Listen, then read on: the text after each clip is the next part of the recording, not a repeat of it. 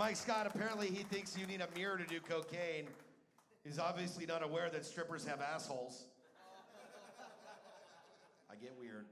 I like to play my own version of pool. I paint all the balls black. I crash them into each other randomly. I call it Baltimore style. It's a lot of fun, isn't it? Dude, check it out. I was listening to Cypress Hill the other day because I smoke weed and I grew up in the 90s. And I realized, because I was high, be real, that motherfucker's in his 50s now, right? The singer of Cypress Hill. How the fuck do you sound like that in your 50s and be taken seriously as a fucking grown man? You know what I mean? The guy is don't you have a gluten-free menu? I'm lactose intolerant. What? Shut your mouth or turn the car around.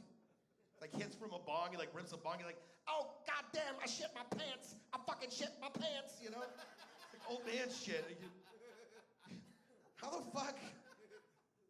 All right, so I'm gonna share a little story with you before I bring Andrew up here, because this is a fun one I like to share. One of the great things about being a stand-up comedian is that you always run into people, they find out you're a comedian, they want to give you their stupid fucking joke, right? You can have this one. And it's a joke I heard from my grandpa 20 years ago. They tell him to fuck off, eat a dick, whatever. But when it's somebody you love, you can't do that. So my 13-year-old daughter the other day, my 13-year-old baby girl, she goes, Daddy, I go, what's up, baby? She goes, what's the deal with Pokemon? Am I right? Am I right? I'm like, what the fuck are you? The fuck is that shit? Go ahead. She's like, think about it, Dad. These kids turn 8 years old, and their parents send them off in the wilderness to catch these wild animals that they battle to the death. They shoot laser beams and fire. I'm like, wow, that's fucked up. She's like, think about it, Dad. What if I turned 8 and you were like, go to the mountains and don't come back till you get a bear? Right? I'm like, okay, that's it. And then she goes off. This is how she's my kid, because she gets fucking weird with it. And she's like, yeah, Dad. So I go to the mountains and I meet a bear and I become friends with a bear and I become one of the bear people and I procreate with the bears and I start a new race of bear people and we have our own reality show called Keeping Up with the Bardashians. And I was like, oh shit, don't ever say that again. That's funny. That's mine now, first of all. Second of all, why the fuck you gotta make me think about my baby girl procreating with a fucking bear, you know? That's what I need in my fucking head, is my little 13-year-old baby girl getting plowed out Tijuana Donkey Show style by some bear's Ursa Major.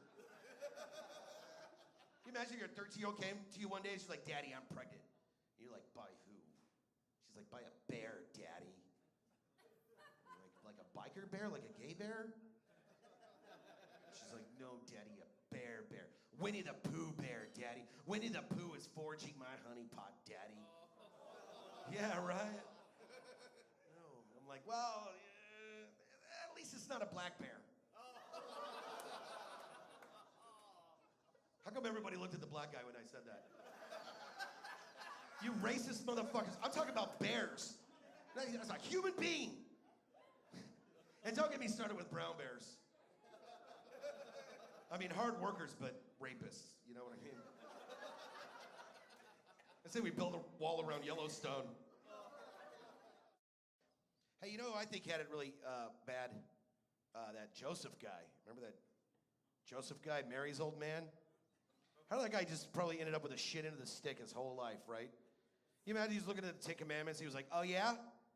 Thou shalt not commit adultery. Yeah, you're gonna go there, right, God? You know, I'm married to her, right? I'm saying, can you imagine raising Jesus? What a terrible fucking thing. It would have been just his little fucking shitty kid tantrums and shit. You can't tell me what to do, Joe. You're not my dad, Joe. Fuck. I don't have to listen to you. My dad said I'm moving in with him.